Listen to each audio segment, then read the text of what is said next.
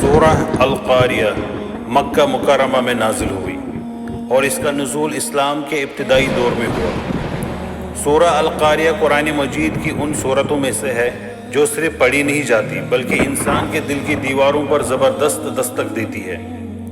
اس کا آغاز ہی ایک ایسے لفظ سے ہوتا ہے جو گویا کائنات کی خاموش فضا کو چیر کر نکلتا ہے۔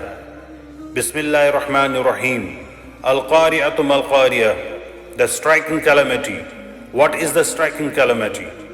القاریہ، قاریہ کیا ہے؟ وما ادراک ما القاریہ، and what can make you know what the striking calamity is؟ اور تمہیں کیا معلوم کہ قاریہ کیا ہے؟ یوم یکون الناس کالفراش المبثوث، the day when people will be like scattered moths، جس دن لوگ بکھرے ہوئے پروانوں کی طرح ہوں گے۔ وتکون الجبال کالعہن المنفوش، and the mountains will be like fluffed wool، اور پہاڑ دنی ہوئی اون کی طرح ہو جائیں گے۔ القاریہ، یہ اس دن کی شدت اور ہولناک کو بیان کرتی ہے، گویا رب کائنات انسان سے کہہ رہا ہو، تم جس دنیا میں مطمئن بیٹھے ہو، کیا تم نے سوچا ہے کہ ایک لمحہ ایسا بھی آئے گا جب سب کچھ خاک میں مل جائے گا؟